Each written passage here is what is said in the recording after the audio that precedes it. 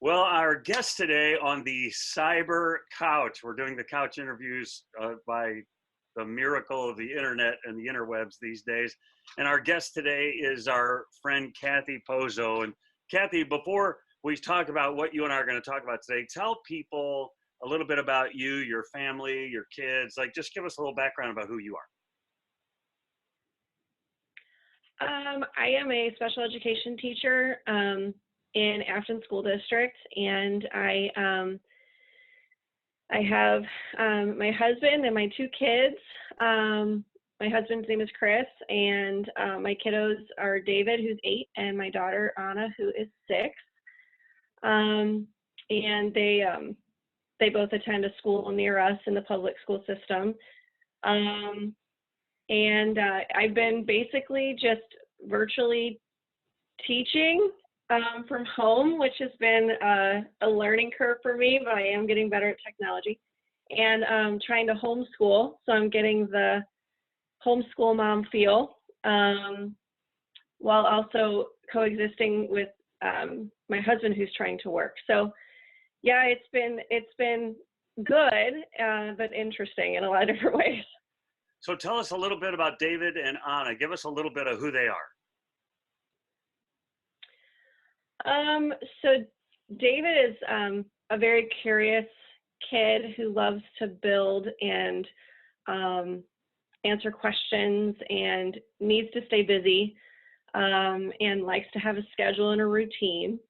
Anna is much more like my husband, kind of more go with the flow, would rather just kind of do what she feels like in the moment, needs structure kind of made for her. Very creative, very artsy, loves to draw. So she's very much like my husband. And David's a lot like me. So yeah, they're the combination of our personalities is actually kind of cool. And Chris does some kind of engineering kind of things. Tell us a little bit about him. Yeah, he is an engineer at Boeing, and he does structural analysis, and so for the F-18. Smart guy, man. I get around him and he says words I don't know. It's just really interesting to talk to him. We've been talking to people that have been affected both professionally and personally by the whole coronavirus thing. And you mentioned a little bit about trying to teach through the internet, through technology, instead of being hands-on. And I think that would be particularly difficult for a special education teacher. Am I correct about that? And tell us some of the challenges and maybe some of the ways you're overcoming those things. Yeah, it's been very challenging. The main thing that everybody wants our students to focus on is just their overall emotional and physical well-being right now, being disconnected from their home, from their families, or from their school families, from their friends, being disconnected from teachers, which a lot of students are very close with their teachers and kind of consider them a second family. And so to be disconnected from that other piece, that very big piece of their world, is very difficult. And for kids with special needs, that's even more so an issue a lot of the time. Just transition alone is difficult. Schedule change is usually very difficult. And so to have all of that change and uproot, I know the parents have been commenting to me about how difficult that's been for them, and have been asking for me to help them with a schedule at home if they're not quite sure how to get their kid to sit down and actually work, but yet also have breaks, because a lot of them have sensory needs. And so trying to figure out how to do that at home. And so just really collaborating with the families to figure out what works best in their home, while at the same time, a lot of them, education is not something that's really on the forefront right now. You know, they might have a financial loss, or they might be dealing with health issues themselves, or just their house being chaotic because they're not used to having everybody together. And so, you know, some have reached out and just basically said, I can't do this right now. What can I do? And so trying to meet families where they're at individually, and helping each kid with their very specific needs, because every kid is so different. And also parents and their financial situations are all very different.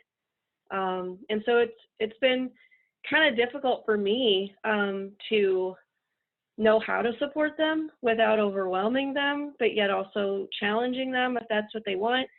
And then we also have the general education districts having expectations of us of what we need to be focusing on. And then we also have special school district having expectations of what it should look like for them so that we can abide by the laws and the kids' IEPs, and so prove that we're servicing them in the midst of a time where families, that just may not be their thing right now. So it's been a very difficult balance, and I can't say it hasn't been stressful. But, you know, we're all doing what we can. I know every teacher's in the same boat, and we all just care about kids and also want to take care of our own family. So finding that balance has been interesting. So I would think, you know, it sounds like you have like 3 or 4 different bosses, right? I mean, you've got all these different, not conflicting, but semi-conflicting goals and challenges. My daughter-in-law is an in-school counselor. And so she's been meeting with all of her kids that are having some unique emotional needs via this platform or a platform like this, and logging in those hours and trying to have structure and all that. And yeah, kids with struggles, structure is a real big deal, and structure's just gone out the window, hasn't it? Yeah, and you know, districts are only really requiring, and they really can't require much more than just a couple hours of instruction a day. It's the average. And you know, then parents are struggling because they have to work from home, and there's all this other time that the kids need to have filled with something. And some like that, like them having to be able to do their own thing, and some don't. They want more activities, more things for them to do. So the spectrum of need is just very big right now. And we're just trying to, I think districts are just working really hard, and I think doing a really good job of just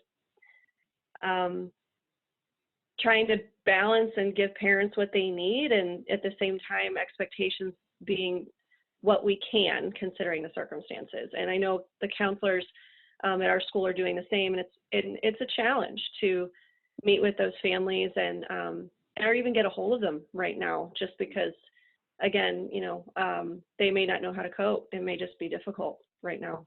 And then if I can spin you around in a circle and say, and now you're home also, your kids are home. And so you're on the other side of that equation, and your kids maybe are getting some help from school or maybe not, but you have to then integrate all of that. You have a lot on your shoulders these days, don't you? Yeah, I can't say it hasn't been a process to not be overwhelmed, because, you know, Chris has to be in meetings all day, and he has to do mandatory overtime. So he's kind of got to go lock himself in a room all day.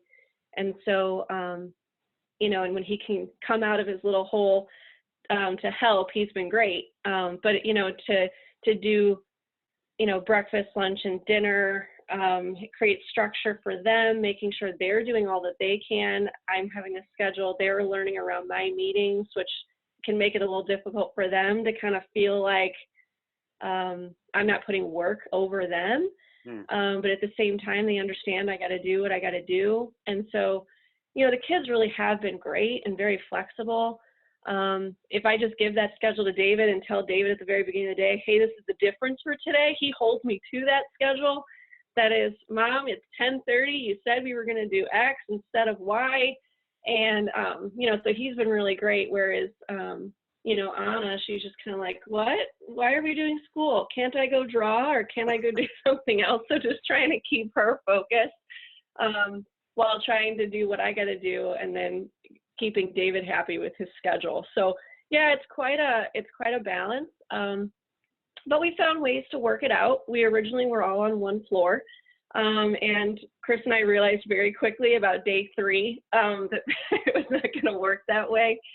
And so he had to kind of create a special office upstairs for himself during this time, and where he could shut the door and have his meetings.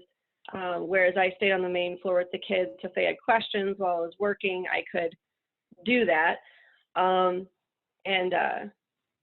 get them food when they need it or whatever. But the nice thing is their teachers have been very flexible as well, and I kind of know what they're going through, and kind of been stealing some cool ideas from them as far as how they've been instructing my kids. So looking at the bright sides, I'm just glad we get to be home together, honestly. Our lives before all of this were just so busy that just getting to have Chris home all the time where I could access him is just great.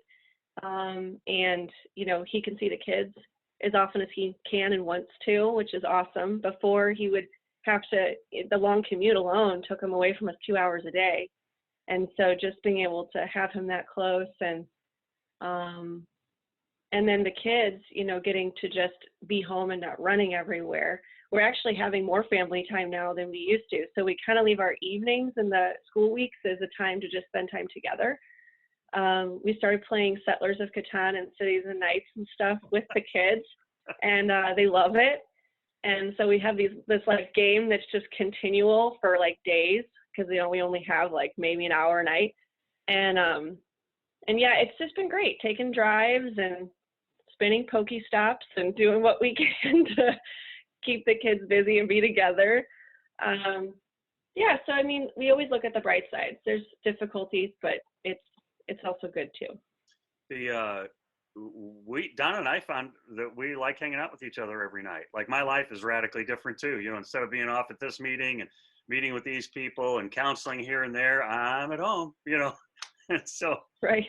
Stephen and Becky and Donna and I play cards about every night, and so, yeah, we're all adjusting, and it's quite interesting. Within the context of this time, I don't want to keep you forever. So the pressure of school, you're homeschooling, everybody's there, and you're seeing the bright side. How do you then also maybe carve out time to maybe just spend good quality time with the Lord, or you and the family? You talk about how you and the family maybe integrate, your faith into this time as well. Yeah, that's something that I really wanted to take advantage of during this time, because of our busyness, I found it before a struggle to find time with the kids, with the Bible time. Like, we would do a little bit at night, but sometimes they'd be so exhausted that they couldn't, like, they could read a story, but then like discussion after that would be like very limited, or they'd be falling asleep as I'm talking. Just because we were so busy. And then, but like now, I've been actually texting friends who do homeschool and just saying like, hey, what curriculums are out there? I was going to do this like curriculum for them, like Bible-wise, but I've actually found out that scheduling it into their day, we actually have 30 minutes of Bible during school, which they wouldn't get in a public school setting. So I thought, I'm going to take advantage of this. And we actually have 30 minutes where we, before I had David reading to Anna, and then we would discuss, but I found it was easier if I read. So I just read it through with them, and we discuss it, and we find common themes amongst the stories. And I found this really cool comic book Bible for David. And so like Anna kind of gets something out of it, but yet it's more interesting to David. And it actually tells the stories, and it isn't just like a storybook type Bible, which is more what they were used to when they were younger. And so it's been kind of neat talking to them, just walking through. We're actually just past Joseph dying. And so like we're at that point in the Bible, and getting to Moses, and they're super excited because so that's how all the Hebrews got to Egypt. And so like just kind of talking through all of that and realizing that the overwhelming theme was trusting God, and that no matter what they did, no matter how much they screwed up, if they just trusted God, everything usually worked out, and that there was grace even when they were doing things that were wrong, like when Jacob betrayed Esau. And so like, and then me equating that to now about, yeah, things are rough right now. You can't see your friends. I know you're sad. I know you're getting annoyed with each other, but can we just trust God through this? Does that show us that we can get through this? And then we would pray and ask God, like, about those things that they're afraid of. And, like, well, does God say it's okay to go to the grocery store? Are we going to be okay if we go to the grocery store? And so, like, I make them listen for God's voice. and they'll get to hear for themselves. Yeah, God said it's okay. So, hey, if God says it's okay, then we're good. Like, we don't have to worry about anything. We can go. We don't have to have fear. And so that's one thing that, I didn't want them to have during this time was fear. And so it's kind of neat how our Bible time has been focusing and even like directing toward just trusting God. And it's really valuable time I get to spend with them. And so, so that's kind of how I've been doing it with the kids. And Chris and I, just doing our regular Bible time whenever we can. So like I do mine in the morning. I've actually been reading through that Satisfy My Soul worship devotional that came down from Cathey. And like, it's actually been really cool and actually meeting me right where I am every day. And I know Chris, he likes to work late hours. He's a night guy. And so, he has his time, in his own timing and his own ways. And then we talk about, what we think God is doing through this time and, what may be the purpose of the virus. So we have these prophetic moments where we just kind of talk through things. So it's like when we are together, we kind of work through it and piece it together. And dinner conversations are a big piece of that too. So long-winded answer. You're gonna have a lot of editing, Harry. Not at all. Yeah, because see, we're all going through the same things, right? And so one of the reasons I wanted to continue to do these couch things and invite people in is there are going to be moms out there that something sparked in what you just said about, oh, I could use a curriculum or I could do this, or there's that resource out there and this is how I'm doing it.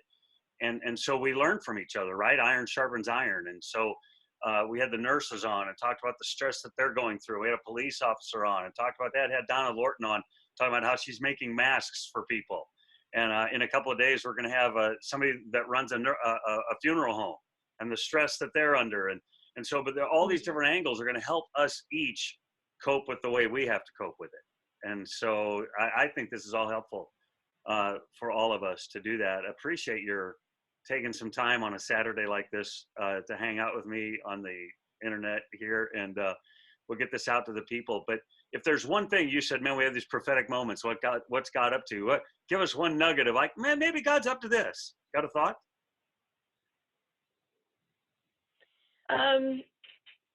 At the very beginning of all of this, I kind of felt like what God always does all throughout history, whether through flood, pestilence, whatever, the whole point is for people to be drawn back to their first love, to recognize he's still there, that he's still the most important thing. And I kind of feel like that's one of the things he's been doing in my own heart, is just reminding me of that. Like, I know those answers. I've been with the Lord for, over 20 years. I came to know Christ when I was 16, and, but it's like, it's just reminding me again, more in a deep,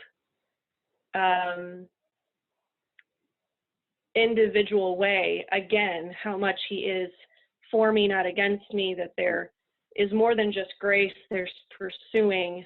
And I kind of feel like that's what he's doing with the world right now. I just kind of feel like, I was reading Noah, the story of Noah with Anna one night. And,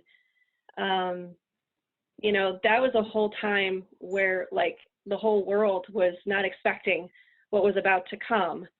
And, God, of course, promised he was never going to do that again. But the point is that he wanted the world at that time to just not do what they were doing and to love him instead.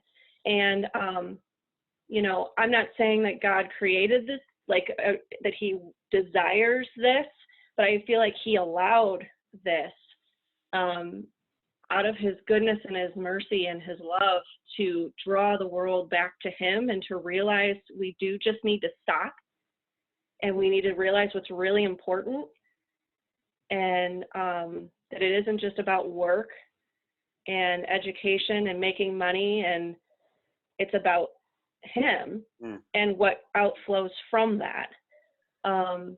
so kind of twisting our priorities around a little bit.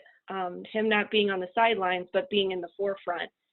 And I'm hoping and praying, and I've been praying through this whole time that that's what God's doing in people's hearts, and that people really see that and understand that, whether they know God already or not, and that some really good things will come out of this, deeper than just being healed from the virus and our world and our economy being put back to normal, quote unquote.